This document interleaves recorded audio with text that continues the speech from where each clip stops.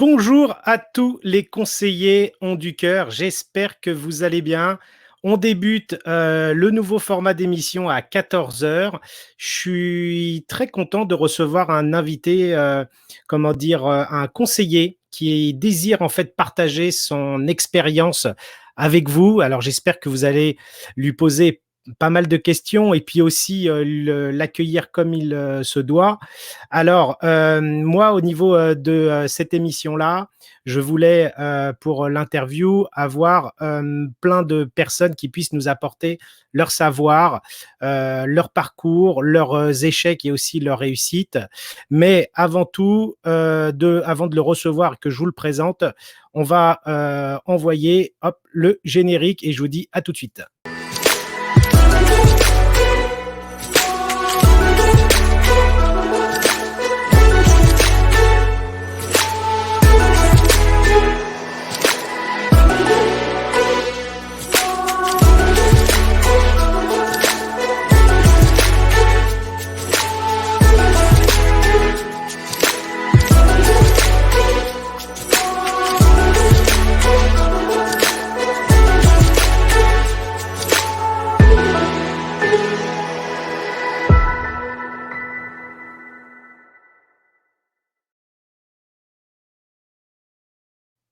Alors nous voilà de retour. Je vais accueillir comme il se doit dans le studio Maxime. Maxime, bonjour, comment vas-tu? Bonjour Olivier, très bien. Et toi? Eh bien ça va bien, je te remercie beaucoup d'avoir accepté l'invitation. Merci à toi Euh, pour l'invitation. Écoute, voilà, avec plaisir. En fait, ça s'est fait vraiment par opportunité. On échangeait sur autre chose. Je ne sais plus comment on est arrivé à là. Et puis après, en parlant, je me suis dit, tiens, ce que tu es en train de me raconter, c'est peut-être intéressant d'en parler au groupe des conseillers ont du cœur. Et je te remercie de partager ton aventure. Et voilà, donc pour ceux qui ne te connaîtraient pas, est-ce que tu pourrais te décrire un petit peu et te présenter? Oui, tout à fait, Olivier. Donc moi j'ai 22 ans au final, donc je suis très jeune. Mhm. J'ai une expérience en avant de conseiller automobile. Donc j'ai été 4 ans dans différentes structures automobiles. Et puis on pourra en parler après. Donc je suis conseiller immobilier depuis 1 an dans un grand réseau. Alors plus maintenant, je veux dire, je suis en partance dans un grand réseau national. Donc je pourrais justement évoquer On va en parler 1 an après, en fait. justement. En fait, bon, sans donner des noms pour pas poser de problème aux uns aux autres, mais moi, ce que je trouve intéressant, en fait, dans ce parcours-là, c'est que toi, tu t'es mis à chercher des solutions pour que tu puisses monter en compétence, apprendre au niveau de ton savoir-faire. Donc, bon, on va avancer pour pas brûler toutes les étapes. Donc, en fait, tu as été conseiller automobile, donc tu vendais des voitures auprès des particuliers. Et puis, tu t'es dit comment tu as choisi en fait ce passage-là? C'est-à-dire que toi, tu sors d'un bac et tu arrives tout de suite en tant que conseiller automobile. Euh, Tu passes tout de suite après à l'immobilier. Comment ça se passe en fait? Alors, ouais, j'ai passé un bac général, après j'ai fait un BTS en alternance, BTS auto. dans une structure automobile, dans une concession. Donc, action J'ai fait... commerciale, pas profession immobilière. Ouais, exactement, tout à fait, ce qu'ils Ok. appellent le NRC aujourd'hui. Ouais. Et moi, je suis un grand passionné d'automobile, donc ça me plaisait forcément. Après, ça me plaisait pas forcément la manière dont on l'exerçait. Donc, bon, j'ai fait plusieurs structures, j'ai vu pas mal de choses, des choses bien, des choses moins bien. J'ai appris de tout le monde, dans tous les cas. Parce que ce qu'il faut savoir, c'est que j'ai soif d'apprendre. Tous les jours, si je me couche sans avoir appris quelque chose, j'estime avoir perdu ma journée. C'est génial. Et C'est parce que tu vois ça, c'est comment dire, je crois que c'est une clé de la réussite, au moins de se dire qu'on est conscient qu'on ne connaît pas tout et qu'on aille ah ben chercher. non, c'est Bien sûr. évident, on n'est pas devin. Mais et donc du coup, ouais, j'ai fait 4 ans dans différentes structures. Et l'immobilier m'est arrivé un petit peu dans la tronche. Bah, tout simplement parce que en regardant sur le bon coin, tu vois des annonces, tu dis tiens c'est sympa, tiens il y a des produits qui sont atypiques, sympathiques. Et le déclic, ça a été une conseillère immobilière que j'ai vue en tant que cliente et qui m'a parlé forcément de sa passion et ça a transcendé direct. Mais avant ça, je me suis dit, j'ai fait une dernière expérience dans l'automobile, une dernière structure. Ça a duré 4 mois. Hein. Ça a duré 4 mois et j'ai vite compris qu'au final, l'automobile, ça resterait ma passion, c'est sûr, mais ça restera pas mon métier. Donc un beau jour, même un soir, je vais te dire, j'ai mis mon adresse mail sur un site de franchise. Et puis, je m'attendais pas à ça. Le lendemain matin, j'avais 5-6 mails de grands réseaux qui m'invitaient à leur visioconférence. Donc j'ai dit, de toute manière, si tu veux y entrer, c'est maintenant. Hein, t'as plus le choix. Et le deuxième déclic, ça a été que justement, lors de ma dernière expérience professionnelle, 2-3 jours après, au final, je suis allé dans un festival d'entrepreneurs et j'ai trouvé une énergie de dingue. Avec des personnes qui étaient motivées à 200% pour leur business. Et j'ai dit, ouais, c'est ça qu'il faut que je fasse. Donc, à la fois, je voulais arrêter le salariat et je voulais découvrir aussi un autre milieu qui, au final, avait pris le dessus sur ma passion. Donc, c'est comme ça que l'opportunité s'est faite au final.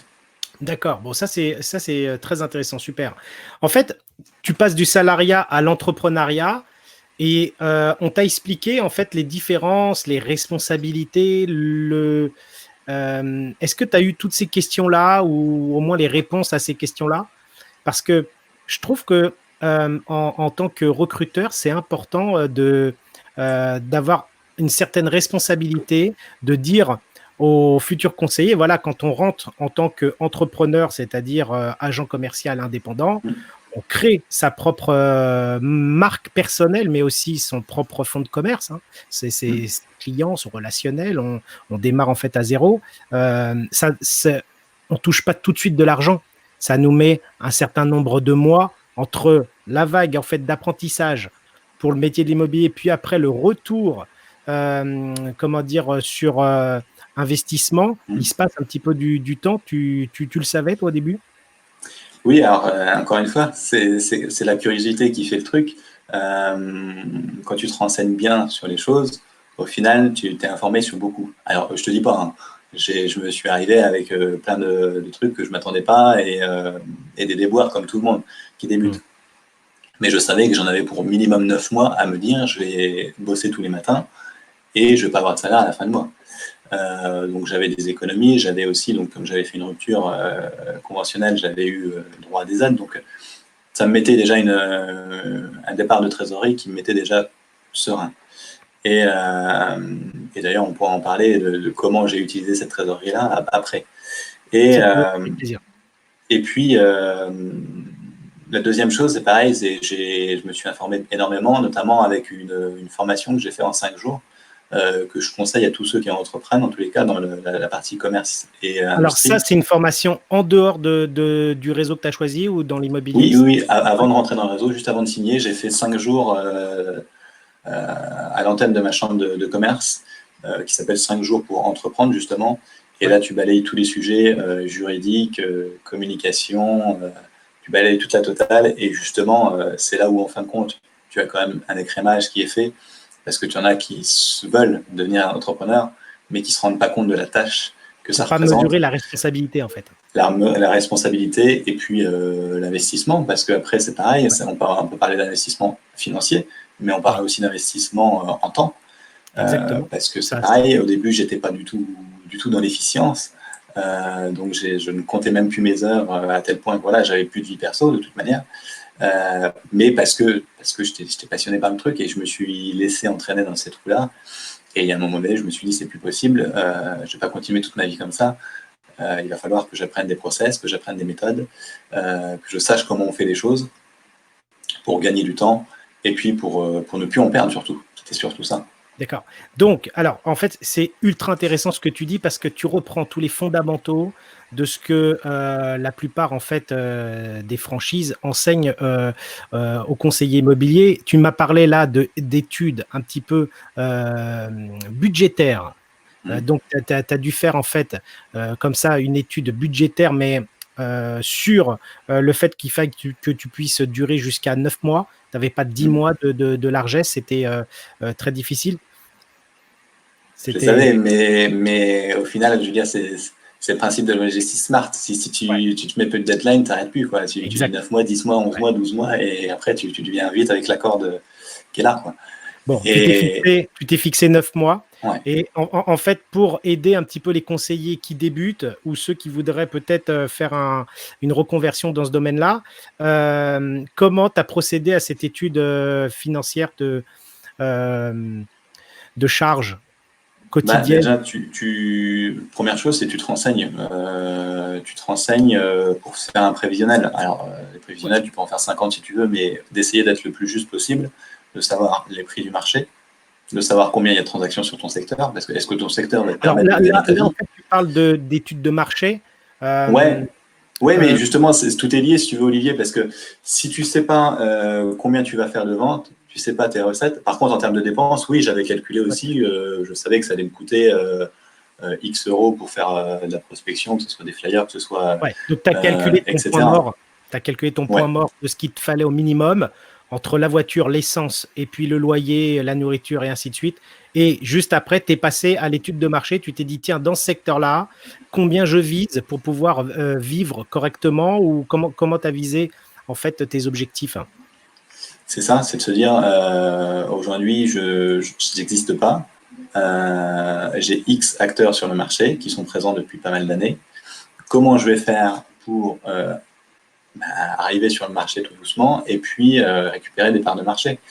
Et puis, et se dire, ok, mais combien de ventes je vais pouvoir faire à l'année ? Donc au début, faut pas rêver non plus, il ne faut pas se mettre la barre trop haute, parce que sinon, le problème, c'est que la barre est tellement haute qu'au final, tu as un risque de décrochage.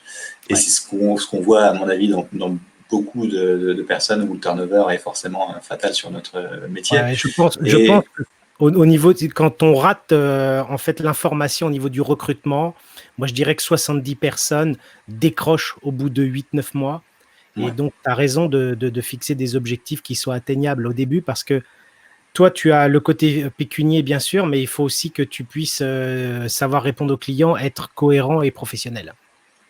Mais bien sûr, exactement. Et c'est là où je dis toujours, on fait un métier où l'amateurisme n'est pas permis. On est quand même fournisseur de logement. Moi, la transparence, c'est quelque chose qui est très, très important pour moi, parce qu'en tant que consommateur, je suis déjà très exigeant. Donc, c'est normal que les autres soient exigeants face à moi, et ce qui est logique. Donc, tu vois, j'étais dans l'automobile, jamais j'aurais vendu une voiture qui n'avait pas de contrôle technique. Aujourd'hui, jamais je vendrais une maison qui n'a pas de diagnostic. Ça n'a pas de sens. Faut être cohérent et puis il faut être cohérent par rapport à ses propres valeurs aussi. Donc c'est pour ça que moi, j'avais une certaine maturité, je l'ai vu afficher, ça fait plaisir. Oui, je peux l'afficher. Mais ouais, c'est ça, c'est qu'il faut avoir de la maturité, il faut avoir du cran, et puis il faut se dire, il faut y aller, quoi. Il y a un moment donné, faut aller maintenant ou jamais, quoi. Il faut aller sur le tas, comme on dit. Faut un petit peu, excusez-moi le terme, faire des bêtises, avoir des erreurs pour pouvoir recalibrer et repartir un petit peu à l'attaque. Donc, en fait, bon, voilà, ça c'est super. Tu as résumé vraiment les bonnes choses au début. Et puis, tu nous as parlé aussi après que tu as été chercher de toi-même, en fait, les process. Ça veut dire que de l'extérieur, dans les réseaux que tu as fréquentés au niveau des recrutements, ils t'ont apporté ces process-là. Comment ça s'est passé? Tu le sais, comme dans tout réseau, tu as des formations d'intégration, tu as des formations en webconférence. Ok, ça fait pas tout. Moi, j'estime que ça fait pas tout. Les programmes de formation sont ce qu'ils sont, peu importe les réseaux, on ne les citera pas, mais peu importe les réseaux, de toute manière, tu as des programmes de formation. Pour moi, il y a des carences. Et puis, après, il y a un moment donné, soit tu vas chercher l'information, soit tu restes sans information à patauger parce que tu patauges et tu n'es pas dans le grand bain. Donc, c'est là qu'est venue l'idée de me faire accompagner, de me faire coacher, justement, se dire, je veux performer, je veux réussir, pour moi personnellement, mais aussi pour les clients mandants qui me font confiance. Parce que j'avais aussi... moi, j'avais pas forcément cette croyance limitante-là, mais on me l'avait dit, mais tu as 22 ans, est-ce que tu te crois capable de vendre une maison ? Je dis, mais il y a pas une question d'âge. Hein. Je veux dire, il y a un moment donné, soit tu te sens Ça, c'est capable, tu as les ça, c'est capacités. de la part de qui? Des formateurs qui te disaient ça? Non, de proches qui m'ont Oui, dit. de Et ton entourage. non, ouais. Mais non, je pense pas que les formateurs là-dessus, ils sont. Il y a pas de, je pense pas qu'il y a de préjugés là-dessus. Non, mais en fait, parce que Surtout qu'en flux. ce que je voulais dire, c'est que, bon, là, j'ai compris que c'était l'entourage. Souvent, l'entourage, tu sais pourquoi ils agissent comme ça? C'est parce qu'ils ont peur. Comme ils n'ont Protecteur. pas passé cette barrière-là, eh ben, Hein. ils vont tout faire pour se dire, mince, Maxime, il est en train de changer, c'est celui que je ne connais plus. Je voudrais qu'il redevienne comme avant. Et ils vont tout faire pour te ramener dans comment on pourrait dire ça, dans le cercle, en fait, pas Bah, la zone de familial, mais confort. amical. Exactement, dans le cercle de C'est confort, là. ouais, exactement. Et à partir de là, ça, c'est un petit peu le danger, c'est-à-dire qu'il faut que toi, tu ailles t'orienter ou fréquenter les gens qui te font monter vers le haut parce qu'ils Ça. croient en toi. Et alors, comment tu as passé ces barrières-là, en fait? Tu avais tout le temps des personnes qui te disaient, franchement, à 22 ans, Maxime, tu crois que tu es capable de vendre une maison? Il y en a eu, mais je veux dire, moi j'en ai eu. Enfin, c'est pas ça qui m'arrête. En fait, quand je suis à fond dans un truc, je crois que personne ni rien peut m'arrêter. C'est ça le truc. Et C'est c'est ça qui est génial. excitant au final. Ouais, c'est la C'est ça qui passion. est excitant. Ben, c'est la Ouais, passion qui transcende, vraiment.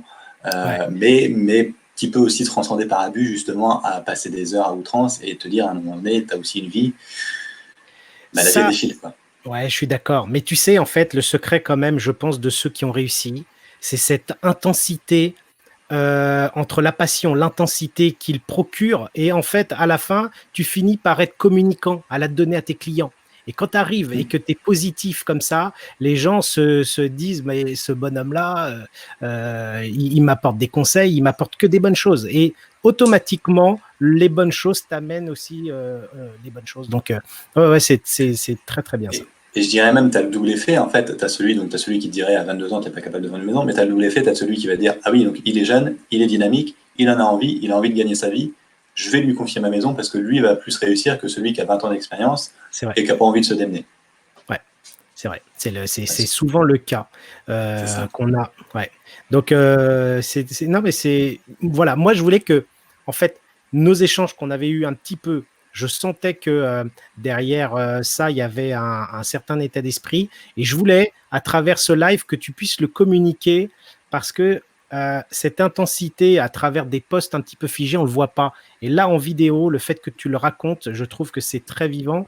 D'ailleurs, on a des commentaires qui sont super à ton encontre. Ah ouais, Je les donc verrai plus tard, je les dirai plus tard.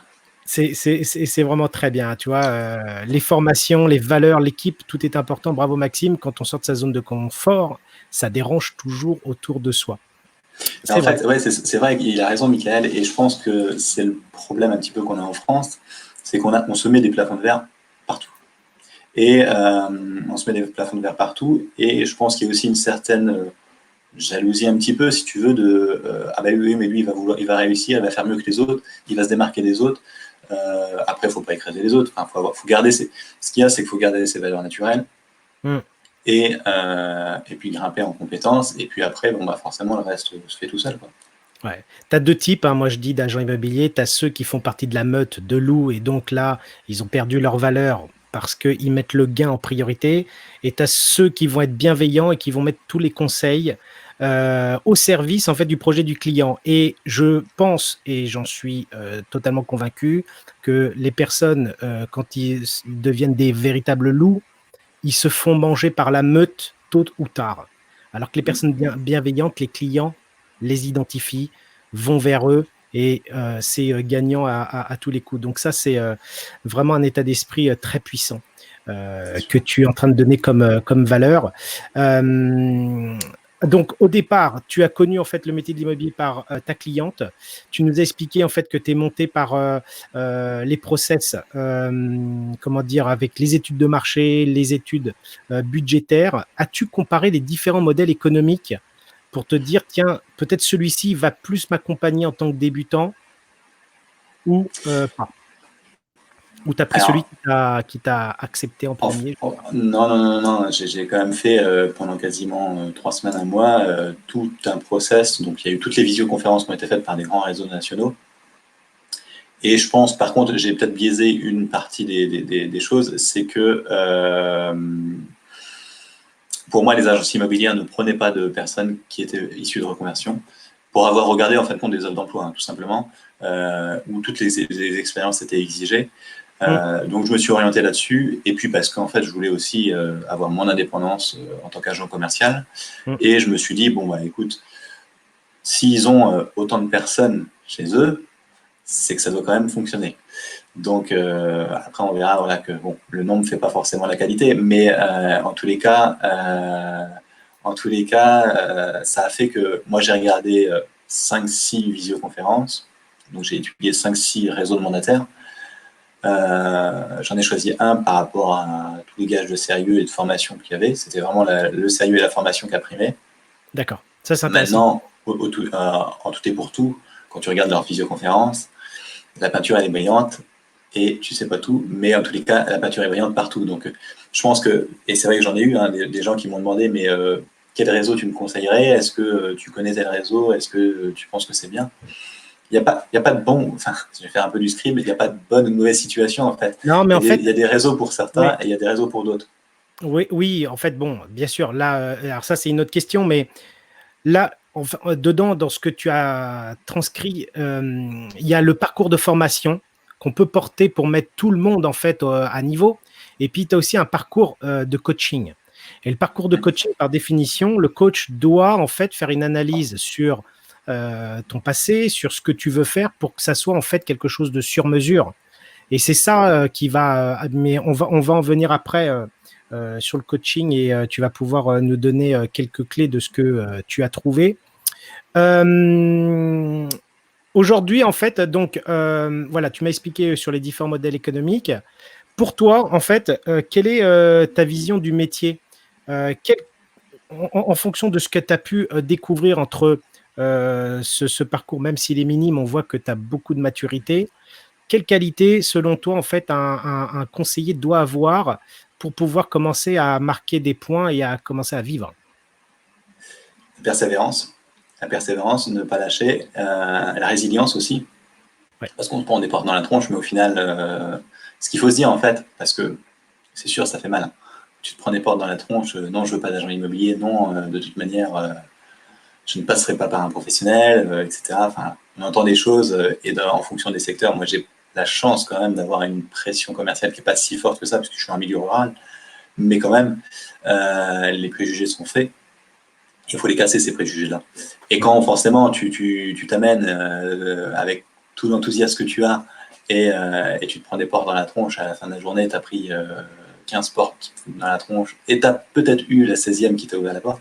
Ce qu'il faut se dire et ce qu'il faut dire au conseiller immobilier, c'est que chaque non vous rapproche d'un oui. Et je pense que c'est ça aussi que je me suis dit. Je me suis dit, c'est pas grave. Il m'a dit non, mais déjà, c'est pas un non définitif. Donc, je vais continuer à lui apporter de la valeur pour qu'il voit qui je suis, ce que je lui apporte. Et également se dire, bon, bah, il m'a dit non, bah, au final, le voisin me dira peut-être oui. Et ça engendrera peut-être aussi l'effet que bah, si le voisin m'a dit oui, lui me dira oui un jour. Donc, c'est ça. Donc, ne pas lâcher. Donc, persévérance, résilience, et puis aussi curiosité. Je veux dire, il y a un moment donné, si tu restes avec des œillères et à juste regarder le monde immobilier à ta façon chez toi, tu vas pas avancer à 200%.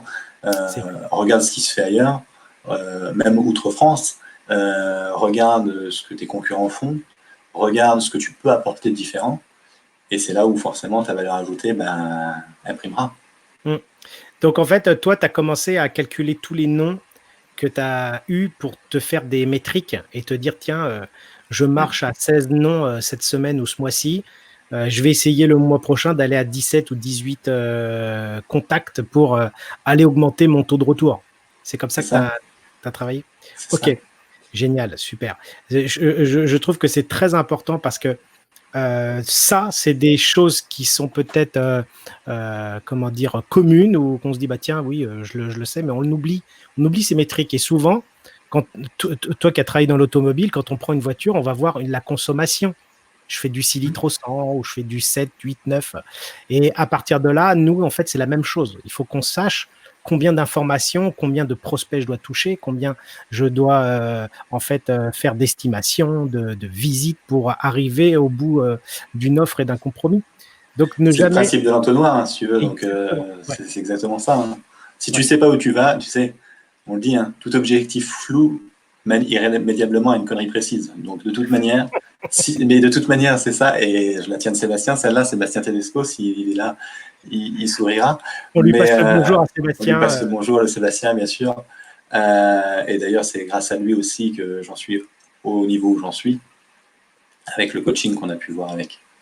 Donc, en fait, toi, tu as connu Sébastien, tu l'as pris en privé, personnellement, pour pouvoir aussi t'accompagner, c'est ça? Je l'ai vu en webconférence, ça a transcendé pareil en moi. J'ai dit, celui-là, avec les valeurs humaines qu'il a, on se rejoint. Donc, voilà, je l'appelle et puis j'ai signé juste après, quoi. Donc, faut pas, voilà. Mais je veux dire. C'est un beau témoignage pour lui. Je te remercie beaucoup. Ouais. Après, voilà, c'est comme dans tout domaine. Tu sais, aujourd'hui, tu as des coachs sportifs, alors que tu pourrais dire, je vais courir 10 km et voilà, j'ai fait mon sport. Si tu veux vraiment performer et avoir vraiment les clés de la réussite, fais-toi accompagner. On n'est pas des singes savants. Il y a un moment donné, si tu estimes que tu as des lacunes, investis sur toi-même. Et c'est ça la vraie valeur, c'est d'investir sur soi-même. Et c'est ça qu'on ne dit pas assez au conseiller immobilier. Il faut investir sur soi-même, quitte à, tant pis, avoir, je dirais, une rentabilité moins forte. Enfin, ça ne veut rien dire, bien au contraire, puisque au contraire, tu as une rentabilité plus forte derrière des actions si tu les mènes comme il faut. Investis sur toi-même, investis sur ton business, et tu auras forcément des retombées. Mais souvent, tu sais, il y a aussi autre chose. Il y a ceux qui ont performé dans le temps et qui restent sur leur méthode et qui ne voient pas en fait le monde changer. Et ça aussi, c'est quelque chose de très contraignant au quotidien. Moi, je voulais qu'on migre sur un autre sujet, c'était les réseaux sociaux.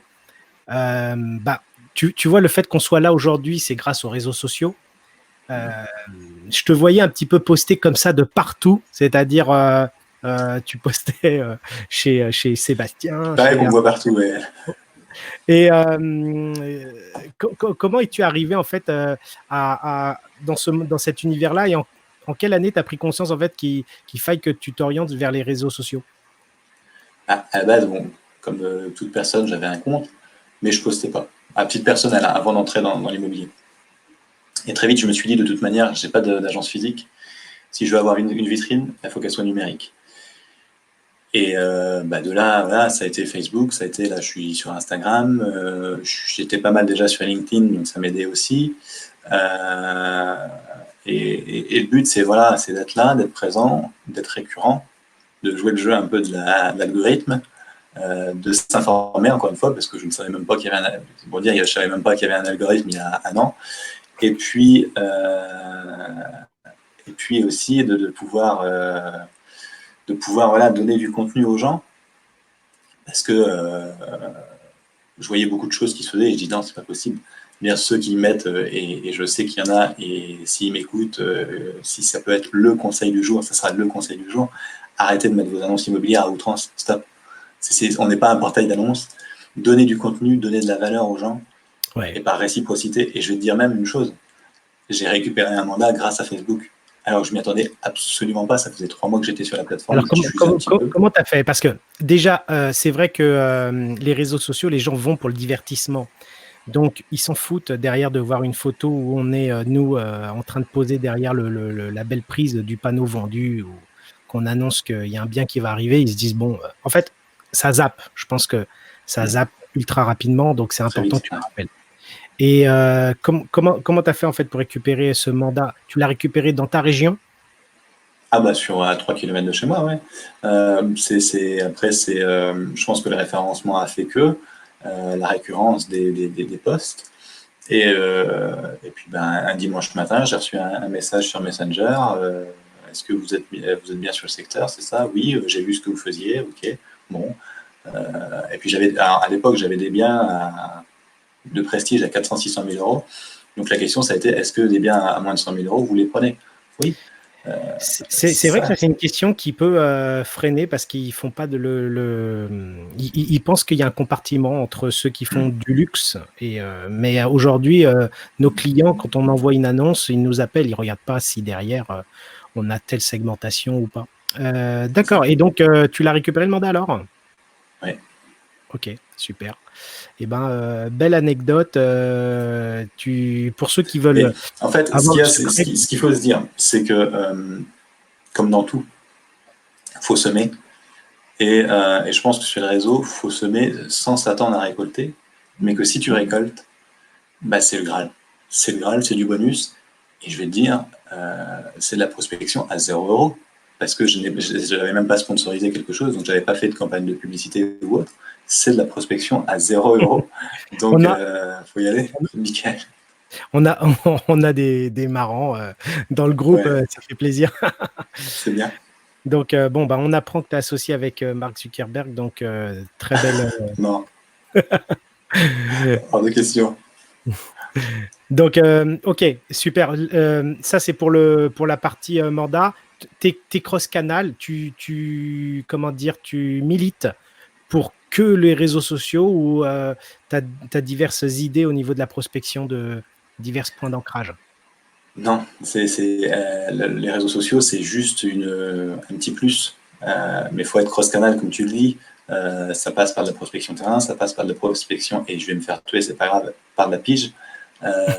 Parce que je sais qu'il y en a qui n'aiment pas, mais moi, les premiers mandats, je les ai chopés par la pige, et j'avais Ah oui. pas de méthode appropriée. Et J'y tu suis sais, allé, la j'ai pige. pris mon téléphone, et puis voilà, hein. Non, non, mais tu as raison, parce que oui, tu sais, ce qui est dur, c'est le fait qu'il y ait agence s'abstenir. C'est ultra Ah, mais moi, difficile parce j'adore. qu'on appelle, on se fait engueuler, et donc il faut vraiment prendre, comment dire, son courage à deux mains. Mais ce qui est intéressant avec la pige, c'est que mine de rien, ça nous permet de raccourcir les délais, de toucher de l'argent rapidement. Donc au début, il faut en faire, et puis au fur et à mesure où tu construis ton cercle d'influence, tu commences à réduire pour aller vers le côté un petit peu plus confortable. Donc, ok, ça c'est. Mais c'est ça, donc pige, ouais, ça. Donc, et comme tu disais, oui, c'est sûr, tu te fais engueuler. Mais il y a un truc qui est très très puissant, c'est la gestion du silence. En fait, quand tu te fais engueuler, ben moi ce que je fais, c'est que j'attends. J'attends que je puisse en placer une, et forcément, c'est la marmite qui monte, hein. À un moment donné, le client, il n'en peut plus, ça fait 15 ans d'avance qu'il l'appelle, et justement, tu marques un temps de silence, tu l'écoutes, et après, derrière, forcément, ça bascule. Tu n'auras pas forcément le rendez-vous, pas la première fois, bien évidemment, mais encore une fois, c'est le principe de récurrence qui paiera. Non, mais c'est intéressant ton astuce. Alors moi, c'est vrai que dans ma région, j'aurais pas le temps de faire du silence parce que ils ont entre le nom, Ça coupe, ça coupe tout de suite. ça coupe. Ouais. Ça, c'est un problème Mais, de réseau, ça c'est différent. alors, je me suis amusé et on va le donner comme ça en live. Il y a une application qui s'appelle Jock App où on peut faire des canulars et j'envoyais après des canulars téléphoniques, ça me faisait du bien. Ça te défoulé, c'est bien. Ah, ça défoule, ouais. Et puis après, quand on a le oui aussi, on repart de plus belle. Bah, tu C'est ça repasses qui est, boosté. Oui. ouais, c'est ça qui est top. À quel moment, en fait, tu as pris conscience qu'entre la formation, on va dire, classique, il fallait passer au coaching, c'est-à-dire que tu allais avoir besoin d'un coach pour pouvoir monter et arriver sur l'estrade des gagnants ou de la réussite, hein. Moins de 6 mois. Moins de 6 mois? En moins de 6 mois, bah, très largement. Officiellement, j'ai commencé mon activité en mars l'an dernier, et j'ai souscrit au programme de Sébastien en juillet. Donc, très largement, en moins de 6 mois, j'avais compris que. En fait, ce qu'il y a, c'est que je m'étais fixé des objectifs, certes des objectifs hauts, je pense, par rapport à ce qui doit se faire. Et je voyais l'objectif qui était là, et j'étais là. Hop, j'étais là. Donc forcément, ça ne me plaisait pas.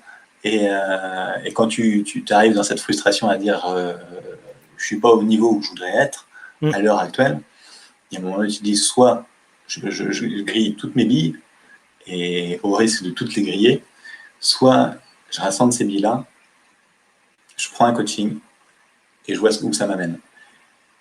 Et bingo, quoi, je veux dire, mais encore une fois, comme je te le disais, si ça marche aussi il y a des coachs en nutritionnistes, je veux dire, si Dans tu le veux domaine, vraiment. Ouais, dans le domaine sportif ou en nutrition, tu as raison. aussi. Ouais, de Et faire oui, oui, justement, le les coachs parallèle, bien sûr. sportifs, voilà, si Ouais. tu veux booster tes performances, mais t'as pas le choix. Je veux dire, à un moment donné, t'es pas un sage savant. Et le problème, c'est que c'est très, très, très compliqué de se faire une réunion avec soi-même et se dire, est-ce que j'étais bon? Est-ce que j'ai Ouais, pas été bon? Pourquoi j'ai pas été bon? Comment améliorer? ouais. Je veux dire, c'est très dur hein, de se faire une introspection et Ah, de se dire, qu'est-ce que j'ai oui, raté? quand on est mandataire, on va dire à domicile, tout seul, la réunion d'équipe, elle est vite faite. Bah Euh, oui. donc, c'est vrai que tu peux pas faire une analyse forcément peut-être objective, mais en fait, tu l'aurais faite de toute façon vu comment tu cherches les choses, mais ça t'aurait pris plus de temps. Donc, tu as voulu en fait acheter du temps en te coachant pour accélérer en fait les processus de réussite. Donc c'est ça dont tu parles. Et je crois que c'est quelque chose qui est important. Alors peut-être ça convient pour toi ton profil, peut-être que pour d'autres ça ne convient pas. Ils ont eu d'autres comment dire parcours, mais en attendant, moi je trouve que tout ce que tu nous dis, c'est déjà motivant et inspirant. Et en plus, tu donnes certaines clés qui vont permettre à des conseillers déjà de peut-être pas reproduire la même chose et de choisir, comment dire, les bons accompagnants. Donc, bah, merci à toi, Maxime. Ça, c'est super sympa. Avec Euh, plaisir, on est là pour offrir. bah ouais, là, sur le groupe Mon Conseiller, euh, on n'a pas arrêté, en fait, en ce moment d'apporter du contenu quand Ah, même. mais j'ai énormément de retours qu'on n'en peut plus en fait des webconférences. Je pense qu'il y a un moment donné, post-confinement, il va falloir trouver une autre solution parce que les webconférences, on n'en peut plus. Non, C'est mais vrai, c'est super qu'il y ait voilà, eu un il élan y en a tellement. à la fois de solidarité mais je pense qu'il y a un trop plein. Ouais. Celui qui veut tout suivre, c'est sûr que tu t'en viens gavé, t'as mal à la tête. Hein. Non, non, c'est compliqué. Après, il faut trouver le bon et celui qui donne, comment dire, les bonnes choses, les bonnes clés. Je En regarde un fonction de petit peu soi. mon plan là qu'on s'était fixé. Est-ce que toi, tu as découvert des outils qui t'ont aidé en fait à pouvoir avancer autre du coaching, c'est-à-dire outils, ça peut être, je sais pas moi, des CRM, des méthodes spécifiques qui t'ont permis de prospecter d'une meilleure manière? Oui, en fait, tu bidouilles. Alors moi, tu vois, j'ai essayé un truc comme Monday pour Ah oui, me fixer des tâches. Ça m'a pas plu. Bon, voilà. Non, c'est une que je retiendrai et que je peux conseiller à d'autres conseillers, c'est Trello. Trello, ça va beaucoup plus loin qu'un fichier Excel. Et pour hum, celui qui veut faire la pige et s'amuser un peu plus qu'un simple fichier Excel, pour avoir un suivi, parce que oui, quand tu fais de la pige, tu as un suivi. Pour celui qui n'en avait pas, bon, bah, voilà. C'est un conseil en plus. Et puis après, ça peut être plein d'applications moi je vais essayer diverses de et faire variées, quoi. Je vais essayer de faire des lives sur des petites applications, des petits hacks. J'ai Mm. My Maps qui est génial pour la prospection, où tu peux tout cartographier, tu peux faire ton suivi de prospection terrain, tu peux Ah oui, gérer tes gardiens et ainsi de suite. Enfin, je ferai un live, je pense, là-dessus je te dans suivrai. voilà, dans les prochains jours. Et puis comme ça, on partagera nos hacks différents avec tout le monde. Je pense qu'on doit avoir des trucs et astuces chacun. Oui. Euh, J'avais une question à te poser. Selon toi, par rapport à ceux que tu as rencontrés au niveau des conseillers immobiliers, peut-être sur le terrain ou sur les réseaux sociaux, euh, comment peut-on améliorer en fait l'image du métier pour qu'on ait moins de gens qui nous ferment la porte? Qu'est-ce qui bloque selon toi pour qu'on arrive à passer de l'autre cap? Déjà, le suivi, première des choses, suivi, Donc suivre en ses fait, les clients. clients se plaignent beaucoup du suivi. Pour toi, Ah, c'est la clairement, plus grande oui. chose. Et moi, j'ai entendu des clients qui m'ont dit pendant un an, on n'a pas eu de nouvelles du conseiller immobilier. Je dis, mais il est mort, qu'est-ce qui se passe? Bah, des fois, j'ironise le truc parce qu'il y a un moment donné, tu dis, mais c'est pas possible. C'est pas possible que tu n'aies pas de suivi si as des clients. Je veux dire, il y a un moment donné, faut être présent pour eux.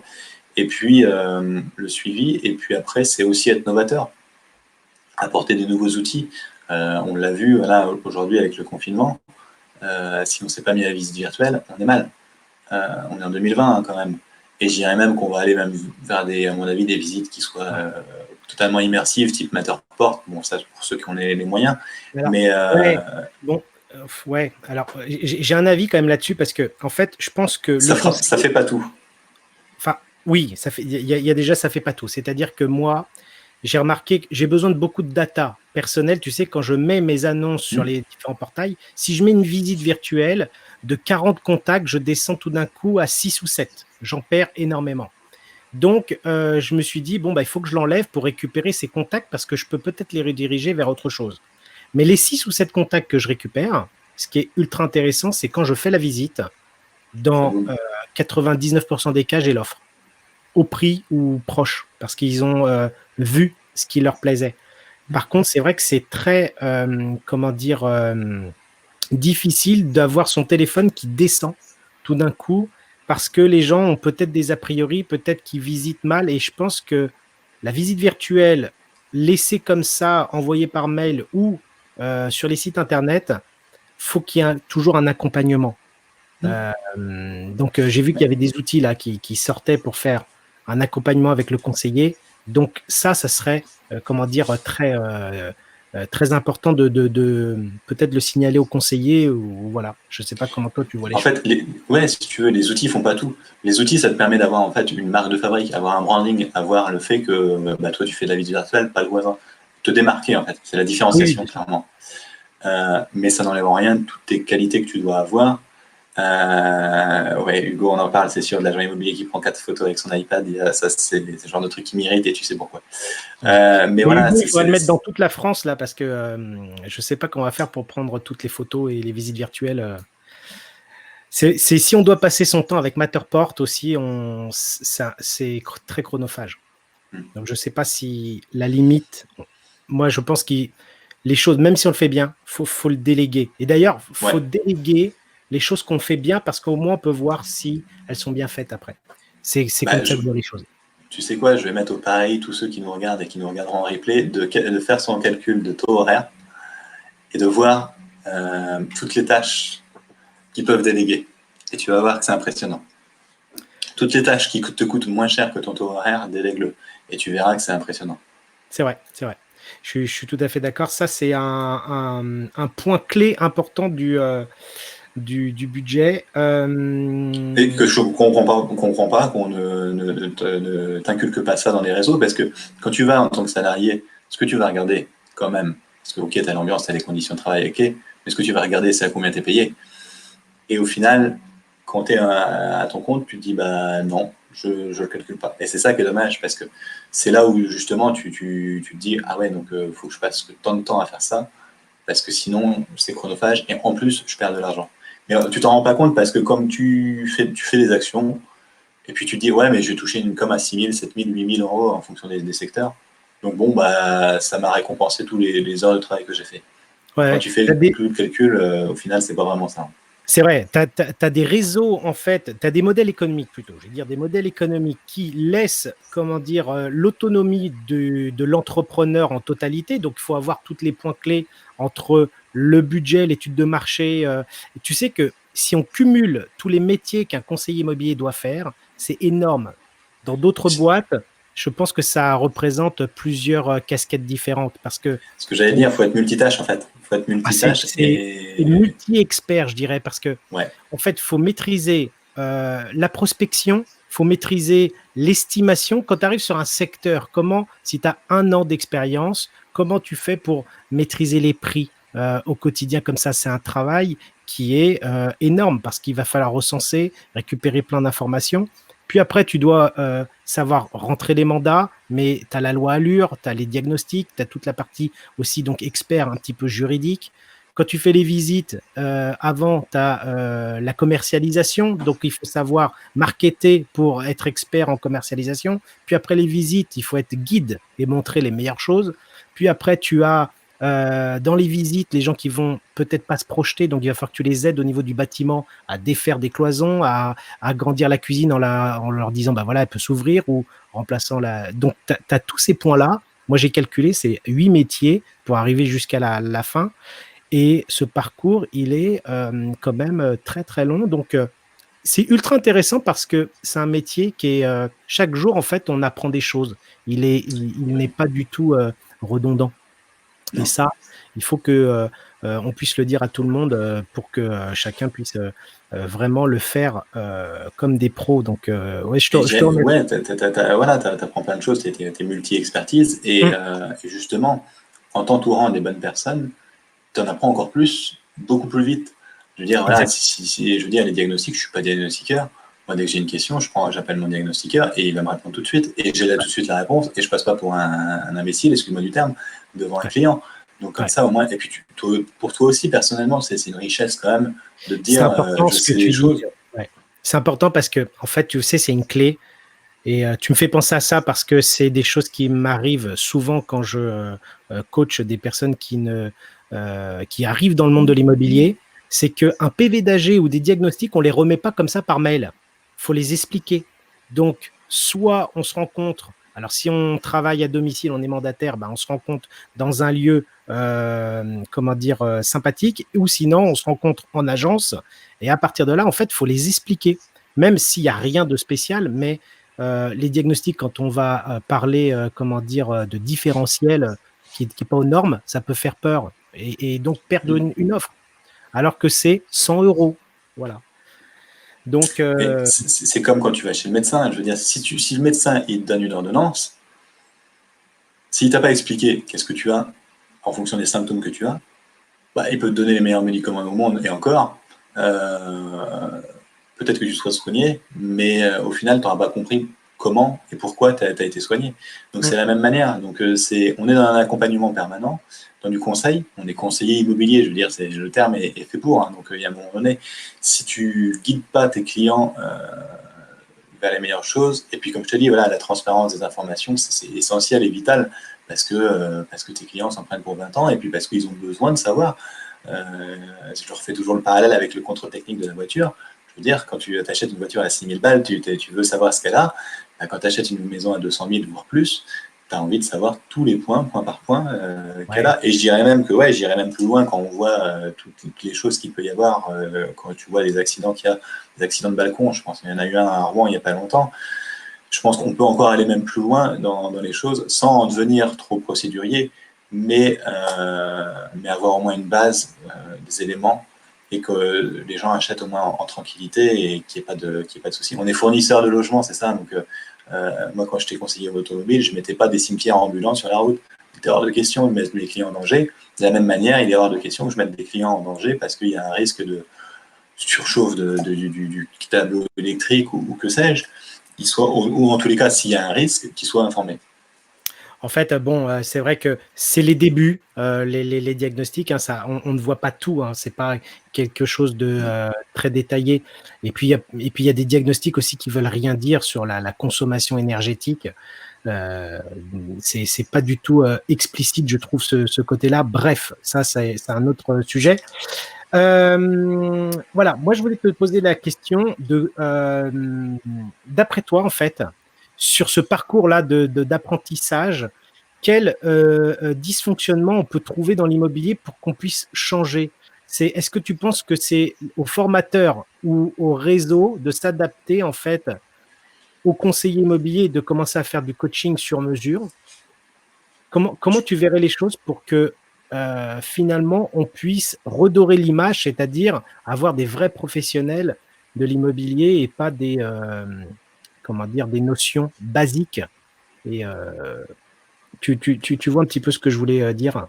Ouais, tout à fait. Bah, on en revient à ça, c'est le coaching. Je veux dire, il y a un moment donné, on peut faire le parallèle avec les grands sportifs de haut niveau. Il y avait Yannick Agnel qui était en live avec Julien Raffin il y a quelques semaines. Ces gens-là, ils sont coachés. Alors, ils ont bossé aussi, hein, mais ils se sont fait coacher par les meilleurs pour pouvoir performer. Et je pense que oui, tu peux pas. En fait, tu dois avoir pour moi une base de formation, c'est essentiel, que les gens aient les bases. Et après, faut les pousser individuellement. C'est compliqué. Dans des grands réseaux, c'est même impossible. Ouais, c'est Ça très coûteux, ouais. coûterait, ça coûterait voilà, une fortune. Mais Ok. en tous les cas, de faire des groupes, de 5 à 10, 15 personnes grand maximum, et de Mm. les pousser par thème, par thématique, et de les pousser au max, et qu'ils soient vraiment formés, coachés. Je pense que encore une fois, comme un sportif, en faisant du training, en faisant de l'entraînement, ça peut passer par des jeux de rôle entre conseillers immobiliers, ça peut passer par des scénarios qu'on s'approprie. Je voyais justement Stéphane de Micheli qui a fait justement le théâtre d'improvisation immobilier. C'est génial l'idée comme ça, de pouvoir Ça, c'est ce justement qui manque. essayer de… Ouais. Exactement. Et je sais le que, média bon, training, ouais, c'est ce qui manque.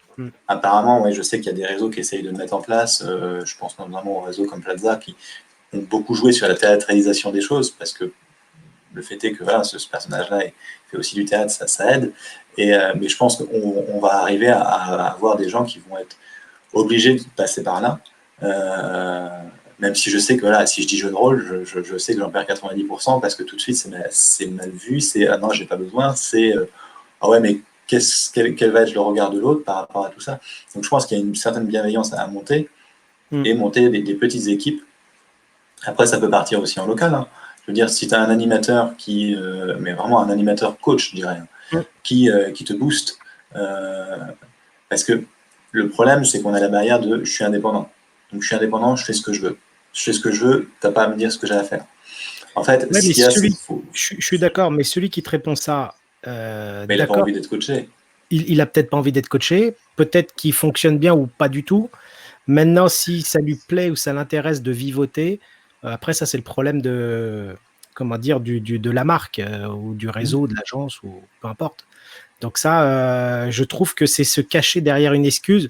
En fait, dans tout ce que tu dis, le point clé pour pouvoir passer la barrière du coaching et des jeux de rôle, c'est le développement personnel, s'enlever les plafonds de verre, que tu puisses, à force de répéter les choses, que ça devienne des automatismes et tout d'un coup, bah, tu puisses répondre du tac au tac auprès de tes clients. C'est ça. Et c'est ça, tu vois, aujourd'hui, on est en live ensemble. Ouais. Jamais j'aurais imaginé faire un truc pareil.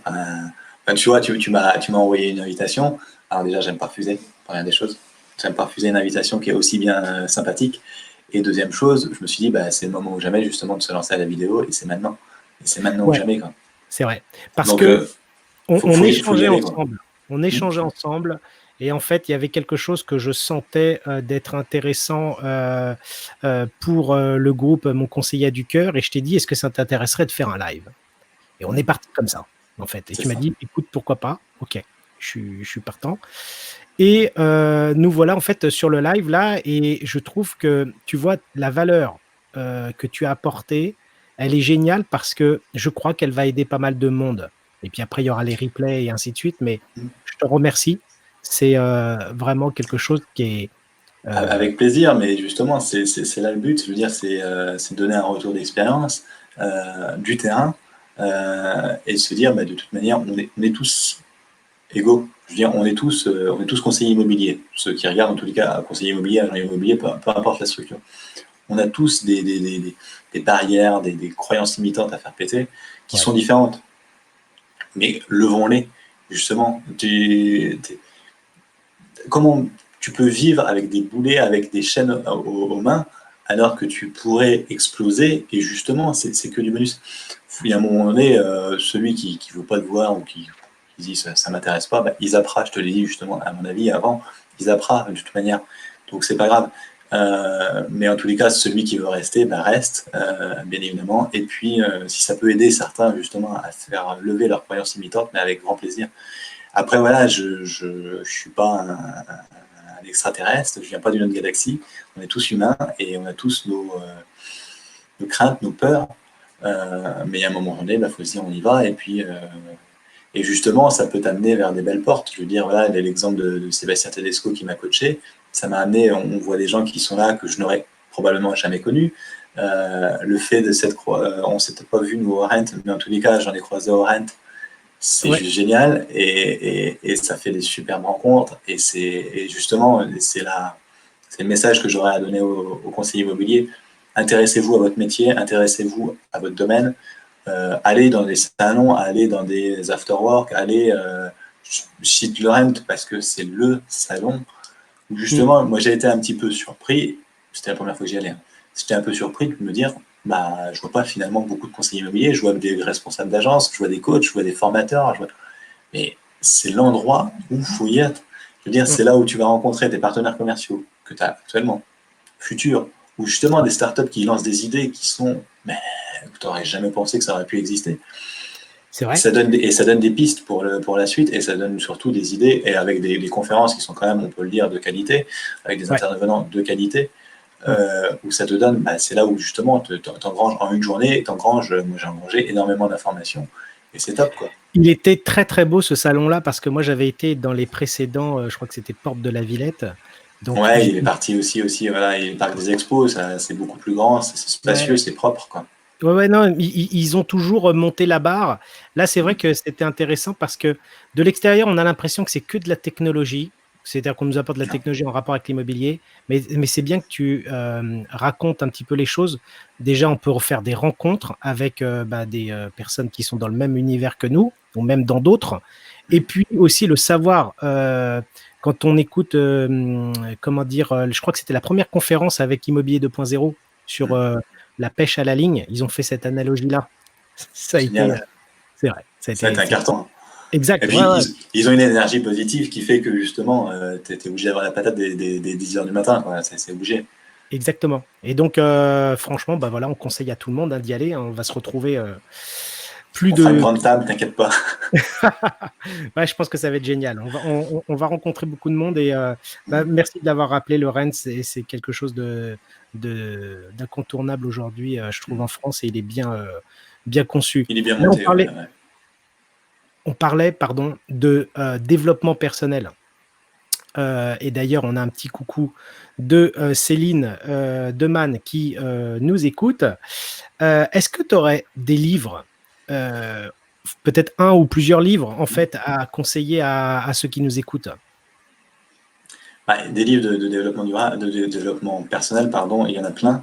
Ouais, ou Euh, sinon, qui t'ont aidé, en fait, hmm. qui t'ont aidé à passer ce cap-là de l'apprentissage, du coaching, de la montée en compétences. Alors, avant d'en citer, déjà, je voudrais en dire surtout, oui, lisez des livres parce que c'est passionnant et ça vous apprend plein de choses, bien plus que vous ne le pensez. Je n'étais pas quelqu'un qui lisait énormément avant, hein, pourtant. Et justement, Vincent, un grand pêcheur de carpe, ouais, très bon. Je crois que ton frère est pas mal non plus, Hugo, apparemment. On fera un duel. Et puis, justement, en livre de développement personnel, tu peux en lire, de toute façon, des livres, tu peux en lire des milliers, hein. Ce qu'il y a, c'est qu'il faut se poser aussi les bonnes questions. Alors, il ne faut pas changer totalement ton cerveau, mais il faut en lire et se poser les bonnes questions juste derrière. Parce que tu peux en lire des milliers et des milliers, ça ne changera rien. Donc moi, le premier que j'ai lu, si on peut qualifier ça d'un livre de développement personnel, c'est Père riche, Père pauvre de Robert Ah ouais, Kiyosaki, sur top. l'indépendance financière, l'aspect financier du terme. Mm. Mais enfin, personnellement, c'est un livre pour moi qui devrait être mis dans les mains de tous à 18-20 ans, quand on est en âge de pouvoir voilà, comprendre les choses. C'est pas forcément compliqué dans le livre, hein, mais justement, il y a un moment donné, il faut avoir aussi une maturité Bien d'esprit. sûr. Ouais. Après, si on part sur des livres de développement personnel classiques, on va être sur du Napoleon Hill, bien sûr. On va être sur du Dale Carnegie. On va être sur du. C'est Enfin voilà, réfléchissez et devenez riche. réfléchissez, devenir riche. Ouais, il y a. Qu'est-ce que je peux te La- citer d'autre? Les lois du succès. Ouais, c'est ça. Plus fort que le diable. Tout ça, c'est du Napoleon Hill. Ouais, Lisez-les. ouais, C'est une mine d'informations. C'est délirant, quoi. top. Dale Carnegie, comment se faire des amis, et lisez-le parce que c'est vraiment pas, voilà, Michael, c'est pas le titre en fait est pas forcément le plus évocateur en tous Évocateur. les cas. Ouais. Ouais, en tous les cas, c'est Pour Napoléon Hill, ils ne sont jamais évocateurs. non, Réfléchissez, devenez riche, c'est pas du tout non, le thème qu'il aborde. C'est plutôt, comment dire, le nectar. En fait, il a été chercher le nectar de la réussite auprès de plein de milliers d'entrepreneurs. Je pense que c'est ce ça. serait plutôt ça. Et puis après sur l'immobilier, on peut avoir après, là je relis actuellement un livre de Gary Keller qui s'appelle The Millionaire Real Estate, donc l'agent immobilier millionnaire, donc qui a été traduit en français pour ceux qui auraient du mal avec l'anglais. Bon après voilà, pareil, il Super. faut en prendre et en laisser. Je veux dire, Gary Keller, lui, il a un modèle économique qui est différent, qui est celui de Keller Williams, hein, pour ne pas les citer. Et puis, donc, celui qui est agent co, forcément, c'est pas forcément bon, la délégation, ça pourra venir, mais voilà, il y a à prendre et à en laisser, c'est sûr. Et puis Mm. après, il y en a un autre qui est juste démentiel aussi, de Gary Keller, c'est The One Thing. La seule chose, et si, voilà, je pense qu'il y a un livre, en tous les cas, à apprendre, pour tout ce qui est ne pas s'éparpiller, et puis voilà, être focus sur ces choses, en tous les cas, voilà, c'est vraiment celui-ci. Merci oui, beaucoup. exactement aussi, voilà, celui de Romain Cartier, je ne l'ai pas lu, mais apparemment, voilà, il y en a aussi des biens sur l'immobilier. Ouais.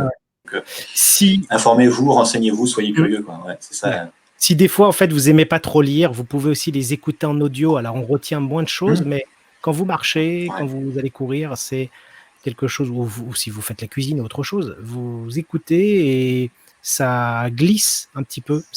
Moi, je trouve ça top, ces deux moyens-là qu'on a de pouvoir lire tous ces livres, tous ces bouquins qui nous apportent beaucoup de valeur.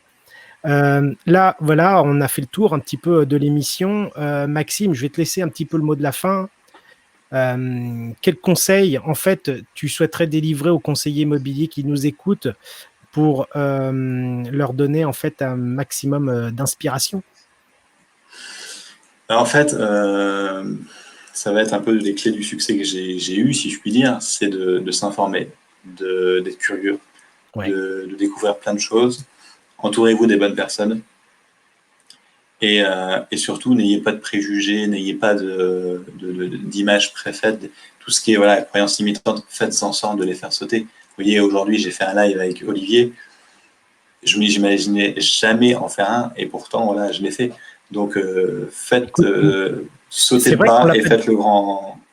On l'a pas dit que c'était ta première interview. Exactement. Donc, ils t'ont trouvé, comment dire, déjà mature et en plus assez à l'aise, d'après les commentaires. Donc, tu seras prêt. Maintenant, on va te voir sur les prochaines vidéos. Il n'y a pas le choix là maintenant. Sur les réseaux sociaux.